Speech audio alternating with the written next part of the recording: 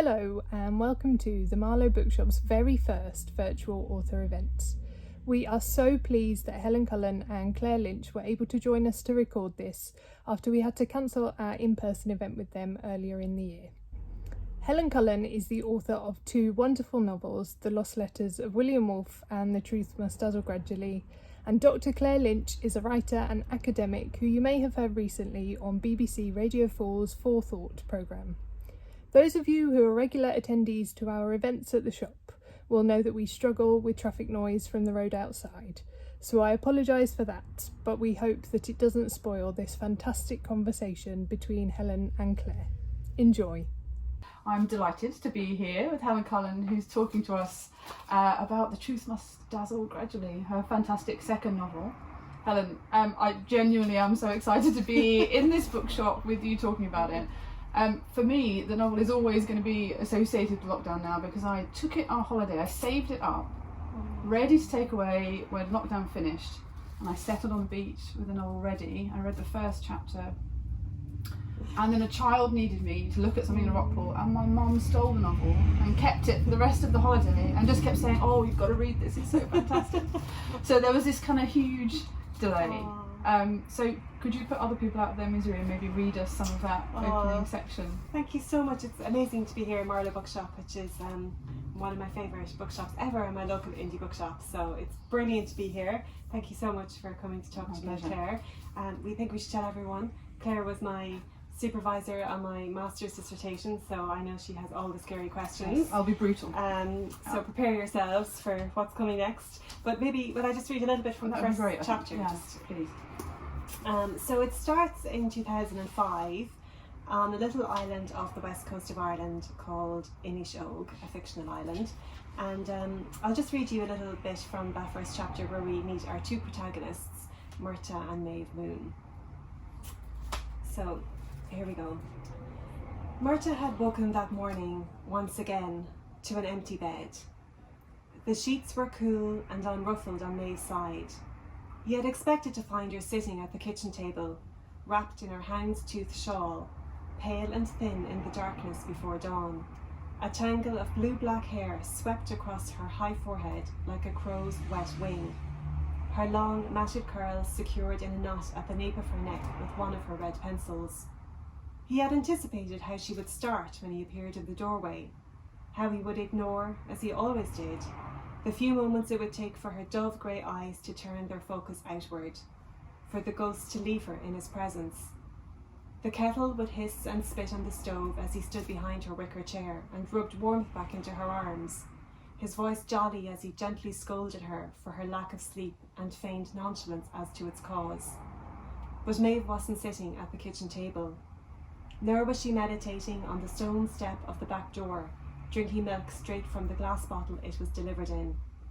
She wasn't dozing on the living room sofa, the television on but silent, an empty crystal tumbler tucked inside the pocket of her peacock blue silk dressing gown, the one on which she had painstakingly embroidered a murmuration of starlings in the finest silver thread. Instead, there was an empty space on the banister where her coat should have been hanging. That's fabulous, thank you so much. Thank you. I want to come back to Murta and Maeve as a couple, but first I want to ask you a bit about place, because we get to know them as a couple first when they're students in Dublin, and then there's this kind of sliding doors moment where their life could take place in the city, but instead they move to Inishogue, they move out to the island. And I suppose I wanted to ask you what the island kind of offered you in terms of, you know, the opportunities for the story, but also I guess it kind of placed restrictions that might have been helpful and sometimes maybe weren't when you were thinking about their story. Yeah, I think the island was one of the first things that fell into place with me for the novel. Before I ever knew that Maeve and Murta were going to meet originally in Dublin, I saw them on the island. And I think when I first started thinking about setting a book back in my homeland, I really wanted to place it on the islands that are my favourite place from our country, which are the Aran Islands off the west coast of Ireland. When I was a teenager, I spent a lot of time on at the Gaeltacht on Inishogue, which is the smallest of the Aran Islands, and I really felt that there was something really magical about that place as a setting for any novel. And I suppose when I started working on it then, I became more nervous about trying to recreate the actual island itself. And in the spirit of trying to remove all barriers to actually doing any work and disabling all tools of procrastination, I just thought I would make it a fictional version of the island that I loved, so that then I wasn't, getting freaked out about, is it actually 2 miles from the boathouse to the, cash lawn, and, thinking about, will people actually try and map this exactly against the real island, and will people think it might be inspired by a real family from the island? And in the end, I just felt it kind of gave me this creative freedom to sort of take what I loved about Inisheer and not get hung up on the actual, practical details that I could take creative license with. But I always saw them there, and I think Maeve and Marta are characters who were generally a little bit of an outsider in their life, and there was something about putting them on an island away from the mainland that I think just fed into their kind of place in the world. Yeah, and I think there's something so interesting about the relationship between the island and the mainland, though, because I was really struck that part in the novel where the children, once they're grown, kind of reflect that when they were children, they were kind of going back and forth every day for school, and it felt very, it's physically and it's psychologically close. But as things occur in the novel, and suddenly it feels too far to travel, it becomes somehow physically further away. And I wondered if you could say something about that. Because, the island kind of becomes something to them that it wasn't when they all lived there. I think that's so interesting. I think generally as we move through life, we feel further or closer to our homes, depending on what's happening in our lives. Sometimes, where I grew up in, County Laois, which is a little county in the middle of Ireland, nobody goes there. They pass through to get to all the exciting tourist places. I'm so sorry, Laois Tourist Board. It's beautiful. People should stop. They just don't. But they, there's been times that it feels so close to me, and then times when I feel it's a whole other planet away. But I think in particular, because the island is so associated with the family, with the tragedy that happens at the beginning of the book, it changes their relationship because they can't disassociate where they come from with what happened. And it actually became a really important thing for me in the kind of grand design of the novel and thinking about the characters, to really consider what their relationship was with the island afterwards. It was actually something I spent a lot of time thinking about, how it impacted upon each of them in terms of their ability to go home and to feel a relationship with where they came from. Because, I don't want to spoil anything, but especially because of how the tragedy happened. It was so associated with the actual island itself and with the sea that it was almost impossible for them to ever be there again without thinking of it. Yeah, no, I'm also being really cautious that we don't, there will be no spoilers, but I think it is worth kind of just thinking about that point, particularly the sort of, the uniqueness of the community, kind of the size of the community kind of necessarily being as it is, but also that unique relationship with the Irish College, right, that the kind of community gets infiltrated or kind of refreshed somehow, and that is the thing that allows you to introduce a character who can kind of come but disappear and that not be a strange thing. And not be a strange thing, exactly. Yeah. I think for anyone who doesn't know about the Grill Talk, sometimes this sounds, totally weird, but... there's no... don't try and say it's a bit like American Summer Camp, but not that. And did you go to the Grill Talk? No, but I am also obsessed with the novel The Dance is Dancing, and I feel like there's something... This is like, these novels should be read in pairs, right? This is what's going on. Yeah, it's amazing. Meanwhile, this is how, it's not the same time, but you know what I mean. Yeah, well, I think for anyone who doesn't know, with the Grill Talk, you go away for 3 weeks to purely Irish-speaking communities where you get immersed in the Irish culture and the language. And it sounds like it should be horrendous, but it's absolutely amazing. And the particular one on Inisheer where I went to, Coláiste Láithneasa, is the best one, in my opinion, because for some of the Grill Talks, they're actually on the mainland, and that means you're sort of restricted around your movements, because obviously they have to take care of 200 teenagers and make sure they don't go wild. Whereas on an island in the middle of the Atlantic Ocean, there's nowhere to go. You can't get away. There's nowhere to hide. And so it's actually this incredible freedom unlike you've ever known in your life before, I think, for most people who go there. And you find yourself on this island, 100 boys, 100 teenage girls who knew the erotic potential of a ceilidh. And at night it's so romantic, you come out of the ceilidh and the boys are marched up the hill past the castle, and the girls walk down by the strand back to the girls' houses, to the Ballantees, and it's a total rite of passage and the most amazing experience. It was such a privilege to have it, and I think it was so formative for me spending time there. I think being the youngest of 6 children and having always been part of a big gang, going to the Gaeltacht by myself. I mean, I wrote a thing in the Irish Times recently where I said I didn't even know I had my own 2 feet until I stepped onto that island, because I was always being brought somewhere by someone who went on ahead of the road, down the road ahead of me. So it's an amazing thing, and I'm sure the islanders do have really mixed feelings about the invasion every summer, because it's so much part of the industry and part of the culture. But I mean, a nightmare, I'm sure, to have all these teenagers going wild for 3 weeks. I mean, you know, it's a wonder that more novels are not, you know, the erotic potential of the Cayley as a, you know, as a device. I mean, and nothing. I mean, as far as I know, nothing bad has ever happened. You know, it's always been very innocent and blissful, but the most amazing experience. So yeah, I loved the idea that the island where it's set, you know, you see this kind of happening, this invasion in the summer, and the people coming and going, and yeah, I think that's, I mean, and it sort of leads on to the thing I wanted to ask you next, really, which is the kind of the family life. So I was thinking, you know, in so many ways the moons are sort of hashtag family goals, aren't they? They're kind of camping under the stars, and there's, you know, there's all of these kind of moments where this sort of big family life,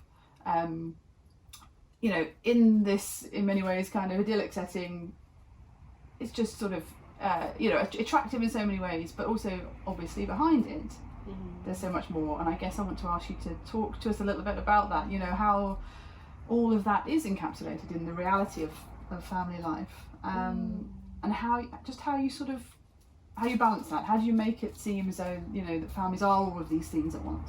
Well, I suppose, I think coming from such a big family, I have really seen this play out in my own life a lot, about how you can have, you know, children having essentially the same upbringing but feeling like it was a completely different experience. So I'm really fascinated about this. I mean, sometimes, you know, I'll talk to my siblings about something I remember or an impression I had of something about our family, and they will have a completely different idea. You're the youngest, Helen. You're not allowed to have any opinions about that. No, I'm not allowed to ever. The record, the official record. And so I suppose that was, I did draw on that a lot, that experience of being in a big family and the different personalities, and how the same 2 parents can create people who were so dramatically different from each other. And I mean, there are twins in the book, Mossy and Dylan, who are complete opposites, and I have twin brothers who are complete opposites. And they have maybe say every time I mention them that any other resemblance is completely coincidental. But so I definitely thought about that a lot, and I think, gosh, I mean, something that I found in my life so fascinating as I, you know, maybe in my kind of early adulthood, was when you first realise that you can talk to people about your family, and everybody has these, not necessarily secrets, but struggles or difficulties, and it's almost only sometimes when you spend time away from your family that you sort of feel like you can understand them or get perspective on them, and you meet other people and see how everyone's families are complicated, and you know, families that you knew when you were growing up that you thought were absolutely perfect and idyllic, and then later on you find out, gosh, this was going on, or their parents were separating, or you know, there were, and you just couldn't see it when you were younger. And I think it's the same with the Moon family, that looking in on it, people would have thought that there was so much to admire, as you say, in how the family was constructed, and Murta and Maeve as the parents, you know, loved their children so much, which is maybe all that matters, or one of the most important things. But that, like, love isn't enough to keep a family safe from tragedy and from all the different difficulties that we go through in a lifetime, and from individuals' complexity, you know, that go into making up a family. So I don't think I think there's nothing exceptional about the fact that they had struggles at the heart of them trying to move, you know, forward together, and that each of them would have reacted in different ways, I think, to things that happened. But I think one of the really powerful things in the novel is the way that you see them sort of before they become a family. You know, and then sort of subsequently, they, you know, you get the children as they are children, and then when they're adults, kind of reflecting. But to see the parents, you know, before their parents, and then see them kind of going through that is so powerful, I think, because I think often we just sort of, in fiction, you know, don't get that sort of window into the people that, you know, the children don't get that insight that we get, you know, as readers. Well, I think I just generally am so fascinated about this whole idea of like parents as autonomous people. I mean, we've talked about this before, that especially I think with daughters and mothers, that sometimes we are really bad feminists when it comes to our own mothers, because we struggle with wanting to see them as having kind of autonomous lives and agency independently of us. You know, I want this for everyone else's mother, but really struggle with the idea of my own mother going off on a journey of, you know, spiritual, you know, adventure, you know. But and so I think it's something I've thought an awful lot about who your parents were before you came along. And yeah, I guess it's just an inevitable consequence of childhood that you are the center of their universe. And the idea that your parents had this whole life for you, you know, before you came along, and that they had dreams and ambitions and secrets, and it's impossible. You know, that it's just, it's so obvious, but yet we struggle so much sometimes with seeing them and as, you know, like autonomous people. So I really thought about that a lot when I was writing, and I wanted to try and expose to the Moon children who their parents were, and for them to eventually sort of see a crack in the kind of parental armoury that kind of saved them from themselves. Yeah, and I mean that leads me into asking, you know, the thing I'm obviously going to ask you, really want to talk about, is the, you know, the mother, not just the mother, the kind of Irish mother here in sort of all the glory and otherwise, and this, you know, heartbreaking line that's at the centre of the novel in many ways. You know, it's so much easier to love a dead mother than a mad one. I mean, I'm sorry. I mean, what are you doing to us? But it's, you know, that must have been hard to. I mean, was it to put your, you know, to kind of get yourself to that position when you were thinking that's where Maeve's perspective is, you know? That's... I think it was. It did take me a long time to sort of feel okay with not pulling my punch on that, because it would have been a much softer landing for me with the book, not to have her confront that truth. But for me, I think the whole book hung on Maeve's individual understanding and truth of who she was. In some ways, like the whole title, The Truth Must Dazzle Gradually, came to me for that reason, that, you know, the book in many ways for me is about how our personal truths don't always align with universally accepted truths. And that really came to me from Maeve. There's an idea of, you know, what the perfect mother and what mothers should be and feel and do, and who they should be for their children, and be totally self-sacrificing and martyred, especially in Ireland. And though I'm sure it's much more universal, you know, than it feels when you're growing up in Ireland. And that for that necessarily not to be Maeve's journey, it was really obvious to me that it wasn't, but it did take quite a while for me to build up my nerve to allow that to be explicit on the page. I think that kind of the martyrdom of the mother is so interesting, and there's kind of a scene that I guess happens off camera, if you like, in the novel, where Myrta gets the invitation to take up an apprenticeship, or to take up the job. And then I think she goes off to a rehearsal, and there's a kind of silence where presumably all that day she is mulling over and deciding what's she going to do. Is she going to go with him? Or is she going to stay and follow her dream to be an actor? And that kind of happens without us seeing it. And he's at home kind of wondering, I guess, what's going to happen. And then I'm just wondering, that impossible question, what would have happened if she had followed her? You know, she follows his dream, right? Well, I think she follows him and the dream of the life together that they have. And I think that she probably chose in that moment the answer that she was sure of, which is, you know, her feeling of trust in his love for her, in a way that maybe she didn't have the trust of what her career would be if without him. So I think she went with the thing that she knew was a definite in her life. And I suppose as well, something I had to remind myself a lot when I was writing it was that this is happening in 1978. And it's especially a lot of the younger women that I've met who we'll be talking to, you know, have really struggled with this sense of, well, why didn't she just stay and set up her theatre company and they could have commuted back and forth, and, you know, and I'm like, I know, but like it was a different time where actually that would have been quite radical for her to leave, you know, this man that she, you know, was engaged to, that she was going to marry. And I mean, obviously women did that, but it would have been a big thing for her to walk away from the man she committed to marrying, because she didn't want to move them to an island. And the other thing as well is, we don't know sometimes that these decisions we're making have such consequences for our lives. Of course. You know, she might have thought, gosh, we'll go for 6 months and, you know, we'll hate it and we'll be back living on the mainland, or you sort of don't really, you can never anticipate how much your life is going to keep kind of rambling forward from then on. Yeah, of course. Yeah. But I do remember her saying in that book, I think she says at the end of the chapter that inevitable decisions are best made fast. And I think for her instincts on that were really strong, that she didn't really have proper prospects as an actor. It was at the very beginning of her career. Yeah. But their relationship was totally solid. And he had this amazing opportunity to go and take on this apprenticeship as a potter on this island. And, I think it would have been really difficult for them to build up an argument not to go. And, that was so clear to her that she just thought, well, we'll just do it because I could spend the next 3 months debating this and we'll end up back here. I mean, I guess just behind the question, I suppose, is just that kind of frustration, isn't it, that there wasn't another path. But I guess the whole point is that there could never have been maybe another one way or another. And I think as well, I mean, we've touched a little bit on some of the struggles that Maeve had when we talk about the difficulties of the family, but Maeve really struggled with her mental health, and I think at that point in her life she was really trying to come up with what was going to be the antidote in her life to her suffering. And as much as she's embraced and loved performing, it did mean that she was sort of living at the edge of her experience.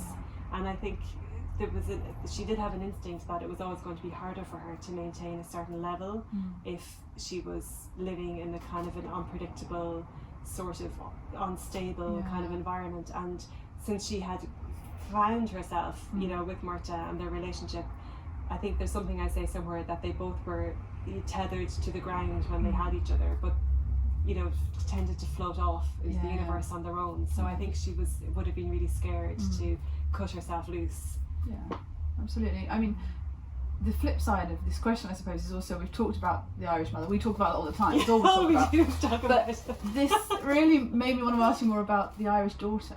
Right? Yes. Oh. So, Nolik just kind of, she makes this sacrifice and no one wants her to, and everyone's annoyed that she does. And that's a trope too, right? This kind of daughter who is willing to put her life on hold or feels that she has to. I mean, just tell us about that, I suppose, because it's a similar feeling, right? It's a similar feeling that you must have in some ways wanted her to take her freedom, but also understand that. I sometimes think that Nollaig was a product of the iconic Irish mother syndrome that she saw not resulting in the perfect Irish mother in Maeve. And I think whereas Maeve was actually this really complex, amazing person who could sort of see beyond the limitations that were being imposed on her by society, and was kind of okay with that. She was very clear-sighted about how women were oppressed, by church and state in Ireland at that time. I mean, at the time when she moved to Ireland from America, it was 1978. As you know, the Pope John Paul came to Limerick to do the People's Mass in 1979 and decreed to the whole country that women were not to get distracted from their home and from their roles as mothers by having secular professions. So this is the country that Maeve landed into. It was, shocking. It still shocks me now. Every time I say it, I think, I'm not sure about this can't have happened, but it did.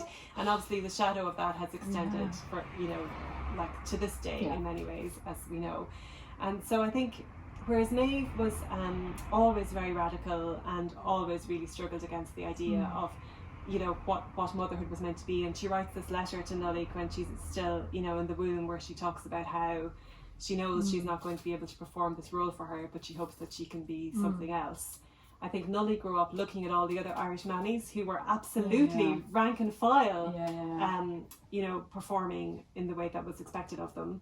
And I think in some ways she sort of felt as the eldest daughter that she had to try and bridge the gap, between Maeve and the other children, and sort of be the kind of surrogate Irish mammy. Yeah. And as a consequence, didn't really know how to find, especially when we first, meet her, didn't really know how to find her own way through, and struggled for a role model because unfortunately Maeve wasn't always the easiest role model in terms of taking an alternative path.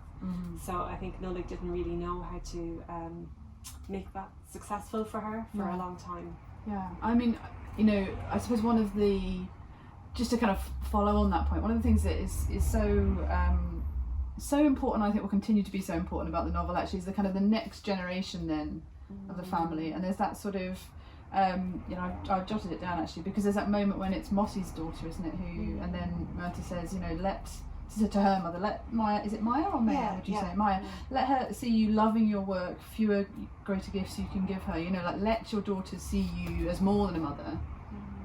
And that seems so unimaginable, doesn't it, just to kind of go back in that same family, the sort of...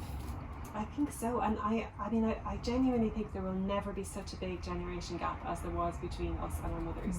You know, when you think about how much social change there has been in Ireland, in our lifetime and their lifetime, I don't think the gap will ever be so strong again. And I think it was an amazing thing with Myrta, like the father of the family, I think, to see in retrospect what it was like for Maeve, being his wife and being the mother of his children, and to have the kind of flexibility of his mind to be able to imagine what the alternative could have been without torturing himself with that, but to be able to then hopefully pass on some of what he'd learned, you know, to his children and to his grandchildren. And I genuinely think it is one of the most amazing things that both mothers and fathers can do with their children, is eradicate the guilt that was passed on to them, you know, for looking at their families in a different way, and for having like non-traditional, you know, family setups, and letting their children see that they both were partners and had, you know, fulfilling lives and responsibilities, and, you know, were partners in it. And I mean, but I guess that speaks so well to the title actually, doesn't it, that there's an inevitable, you know, that is a gradual process that has to be kind of lived through first before that change is possible. I'm now being really anxious about saying anything more that might kind of give away, you know, because there were so many moments in this novel where, you know, I don't want to spoil that for anyone. So I do want to ask you just a little bit about what it's been like to have the novel launched, you know, in the strangest of times. Gosh, well, I suppose I feel quite sanguine about it, in the sense that I know that in the scheme of things, there are a lot worse things that have happened during the course of this pandemic than having, you know, a book delayed or not being able to do a book tour or whatever. But I think generally I feel, you know, a lot of compassion for all authors and publishers and bookshops, you know, trying to keep the industry going at this time, because it has massively impacted on everyone's ability to send these books out into the world and to help them find their readers. So I think across the whole, you know, ecosystem, it's been really, really challenging. But I feel I'm a bit sort of, you know, woo-woo about books. I think that they find their readers, and I keep saying to my author friends, books aren't cartons of milk, you know, they don't go off. And this is a very good point. This is a very good point. You know, and I just hope that they'll all find their way eventually into the hands of whoever needs to read them. And is it changing how you're writing now? I mean, presumably, you know, when you're in the middle of this, every few weeks you would just nip off for a bit of a well-tucked break and sit on the Strand and knock out a few more pages, and now you're stuck at home. I think it's something that I'm really conscious of, is that even though I have a great habit of telling everybody that creativity only happens when you create the opportunity for it, and that, you know, you have to kind of show up for the work, and then the work will reveal itself to you instead of sort of waiting for the inspiration to drop. I do think that there is a lot to be said for replenishing the well that you draw from. So I definitely have felt the absence of being able to do what I kind of think of as like kickstarts to your creativity. I mean, I don't think I've ever gone to a museum or to see an exhibition or gone to a gig where, you know, on the tube home I haven't taken out my notebook and gone, oh, write something about, you know, the lack of biodiversity in the planet, you know, like something, you know, that I just feel like is an interesting thing for me to kind of weave into the fabric of the book. So I definitely have missed that. And I think there's, I suppose, the low level anxiety that is permeating all of our lives. I'm not sure that's like super conducive to being able to escape this and go into the, you know, wonderland of the imagination. I think it's more difficult than it has been. But also I am a very lazy procrastinator, so there's no problem. I mean I'm sort of slightly worried about kind of mentioning your, you know, if there's low level anxiety, I'm now going to ask you about the sort of emotional toll of writing a novel like this. So when I was waiting to read it, when I was saving it up before my mum stole it, Yeah, I hope she watches this actually. Thank you so much. Remembers I'm delighted that. I was reading all these reviews and I was, thinking, I think on the back of the book, Elaine Feeney was kind of crying over it. And I think Graham Norton shed a few tears over this novel. And I thought, this saps, this is ridiculous. And then I finished the novel and I was in absolute shreds. Right? And I thought, I can't message you and say, what have you done to me? But, what was it like to write it, for goodness sake? Because if we're all reading it and we're emotional wreckages, then what was it to write? I think this is something very odd about my personality, but I find it actually so life-affirming, staring into the darkness of the night and coming through the other side. Yeah. So actually, I think there's nothing more inspiring than seeing people struggle and stay standing.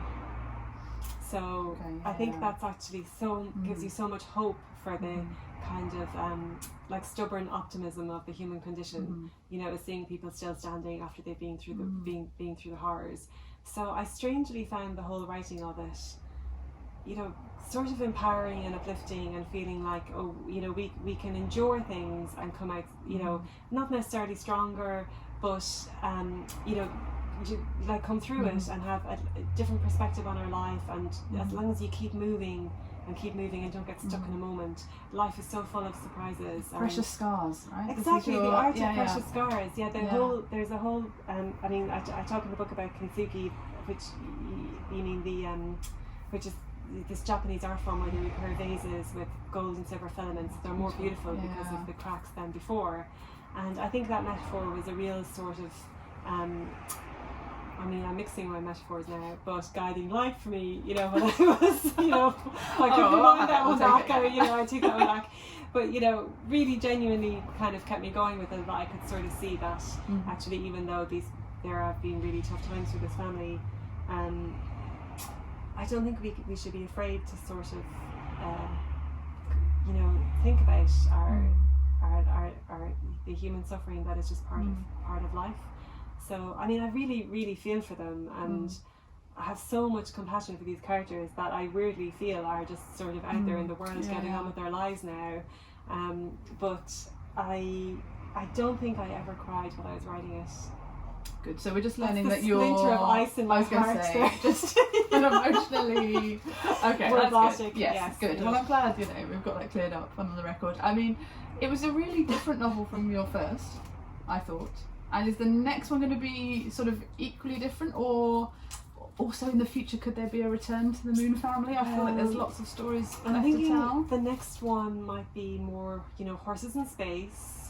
Or... Thank goodness. Okay, because I did feel that was missing actually. Just so that little I'm glad you've got that. I think the third book, such as What Exists of It, feels like a completely different thing.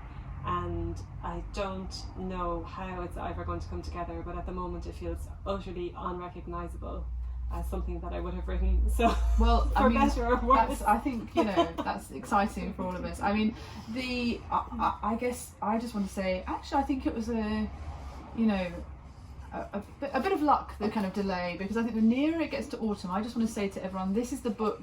I'm going to read it again when the weather changes, because I want to be snuggled up now, ideally with a hot whiskey, which I now have a craving for from reading the book.